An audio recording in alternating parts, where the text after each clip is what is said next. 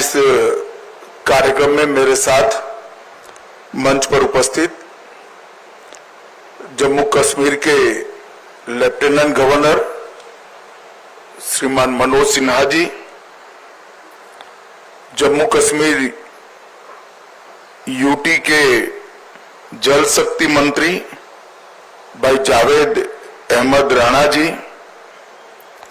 विधानसभा में प्रतिपक्ष के नेता श्री सुनील शर्मा जी, मेरे साथ दिल्ली से आए हुए भारतीय जनता पार्टी के वरिष्ठ नेता और दिल्ली सरकार के मंत्री मनजिंदर सिंह सिरसा जी,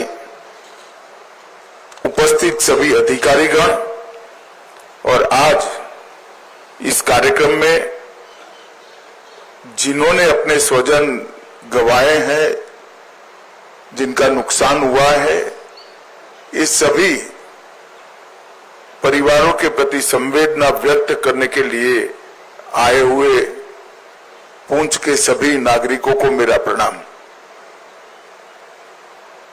आज यहां पर जम्मू कश्मीर सरकार द्वारा पाकिस्तान ने जो घोर निंदनीय, हम जिसकी निंदा करते हैं, ऐसा हमला किया, रिहायशी इलाकों में हमला किया, धार्मिक स्थानों पर हमला किया। वो हमले में जो हमारे नागरिक हताहत हुए हैं, उनके परिजनों को सरकारी नौकरी देने का, उसका अपॉइंटमेंट लेटर देने का एक कार्यक्रम यहां पर आयोजित किया है। हम सब जानते हैं मुआवजा, ये सरकारी नौकरी, इससे आप सबके जीवन में जो क्षति हुई है, इसकी परिपूर्ति नहीं हो सकती है, परंतु ये प्रतीक है जम्मू कश्मीर सरकार, भारत सरकार और समग्र देश की जनता की जो भावनाएं आपके साथ जुड़ी है, इसका ये प्रतीक है। समग्र देश इस घटनाक्रम में आपके परिवार की जो क्षति हुई है, इसमें आपके साथ चट्टान के साथ खड़ा है। जो बहादुरी पुंछ के नागरिकों ने बताई, यहां के अधिकारियों ने बताई, और जो देशभक्ति का जज्बा हमले के बाद भी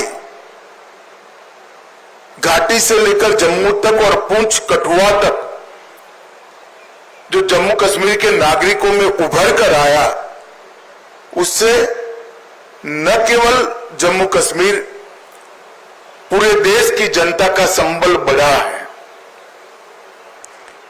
हम सभी जानते हैं कि पहलगांव में निर्दोष नागरिकों पर, यात्रियों पर कायराना हमला हुआ, और जैसे भारत सरकार की, देश के प्रधानमंत्री मोदी जी की नीति है कि हर आतंकवादी हमले का जवाब इतनी ही तत्परता और इतनी ही कठोरता से दिया जाएगा। वो नीति के तहत हमने 7 तारीख की रात को पाक ऑक्यूपाई कश्मीर और पाकिस्तान में जो आतंकवादी अड्डे थे, उसको ध्वस्त कर दी। पहली बार भारत की सेनाओं ने पाकिस्तान की सीमा के अंदर खड़े हुए आतंकवादी संगठनों के हेडक्वार्टर को ध्वस्त कर दिया, और एक करारा जवाब समग्र भारत की जनता की ओर से नरेंद्र मोदी जी के दृढ़ राजनीतिक इच्छा शक्ति से लिए गए निर्णय हमारी सूचना एजेंसियों की सटीक सूचना और सेना का अद्भुत साहस और अचूक मारक क्षमता, इसके कारण यह हुआ कि सैकड़ों की संख्या में आतंकवादी हताहत हुए। हमने तो हमला आतंकवादियों पर करा था, मगर पाकिस्तान ने हमले को अपने पर हमला माना और समग्र दुनिया के सामने प्रदर्शित किया कि हम ही आतंकवादियों को पनाह दे रहे हैं, हमने ही पाकिस्तान को आतंकवादियों की पनाहगाह बनाया है। एक भी सेना के स्थान पर हमला नहीं हुआ था, एक भी पाकिस्तान का नागरिक हताहत नहीं हुआ था।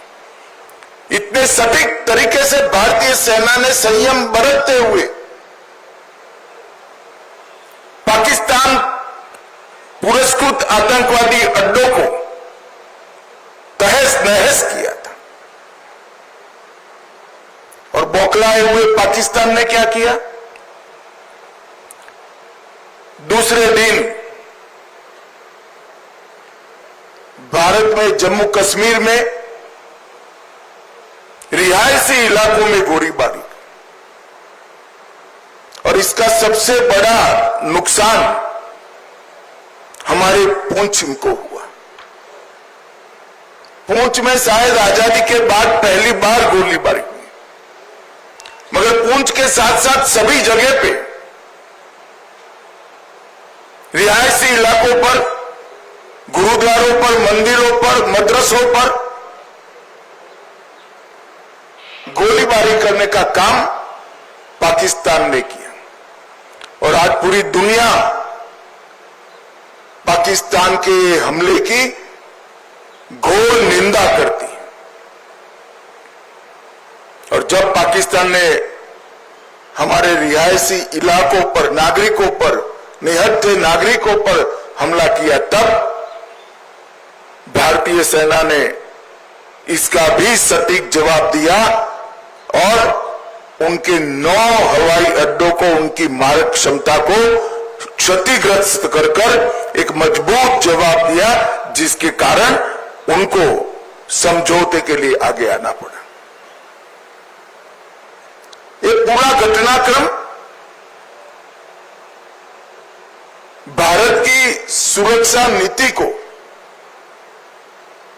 दुनिया के सामने घटनाओं के आधार पर जाहिर करने वाला रहा है कि भारत के नागरिकों पर, भारत के निर्दोष व्यक्तियों पर, भारत की सेना पर और भारत की सीमा पर किसी भी प्रकार का अतिक्रमण भारत सहन नहीं करेगा। किसी भी प्रकार का आक्रमण भारत सहन नहीं करेगा। इसका सटीक और इससे भी बुलंद जवाब दिया जाएगा, और वो हमारी सेनाओं ने कर दिखाया है। पुंछ में कई लोगों के घरों की क्षति हुई है, कई व्यापारी स्थानों की क्षति हुई है। एलजी साहब ने बताया कि जम्मू कश्मीर सरकार ने नॉर्म्स के हिसाब से सहायता कर दी, परंतु व्यापारी स्थानों और रिहायशी इलाकों में जो क्षति हुई है, आने वाले कुछ ही दिनों में भारत सरकार भी इसके लिए एक पैकेज लेकर आएगी। और मैं आज इस मंच से जम्मू कश्मीर की जनता को, आवाम को भी ये संदेश देने आया हूं कि जम्मू कश्मीर का विकास रुकेगा नहीं, थमेगा नहीं। जिस गति से 2014 से जम्मू कश्मीर का विकास चालू हुआ है, उसी गति से जम्मू कश्मीर का विकास चलेगा। हमारी सेनाएं, हमारे सुरक्षा बल हर चीज का जवाब देने के लिए सक्षम। ये 3 दिन की जो आफत आई उसमें मैं जम्मू कश्मीर प्रशासन के सभी अधिकारियों को भी, एलजी साहब को और मुख्यमंत्री और सभी मंत्रीगण और सभी विधायकों को भी बहुत बहुत साधुवाद देना चाहता हूं, क्योंकि हरदम प्रशासन जनता के साथ खड़ा हुआ दिखा, हर जगह प्रशासन मौजूद था और एक सीनियर अधिकारी को भी अपना बलिदान देना पड़ा। तत्काल ही हजारों लोगों का शिफ्टिंग और उनको सुरक्षित स्थान पर गोलीबारी की रीच के बाहर पहुंचाने का जो प्रयास प्रशासन ने किया, इससे हमारी क्षति निश्चित रूप से कम हुई। नरेंद्र मोदी जी के प्रधानमंत्री बनने के बाद तुरंत ही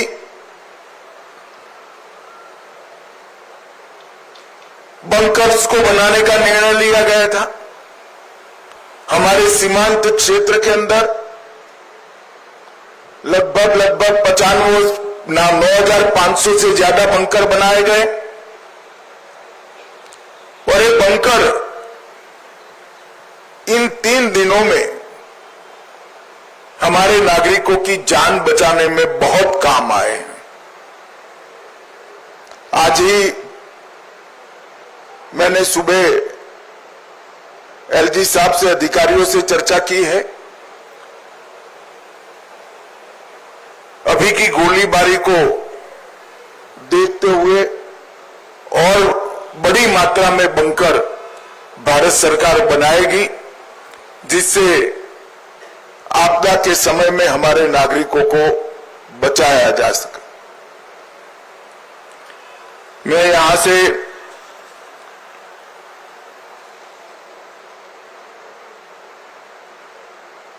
जो धार्मिक स्थान क्षतिग्रस्त हुए हैं और कुछ रिहायशी इलाकों में भी वहां के लोगों को मिलने जाने वाला हूं।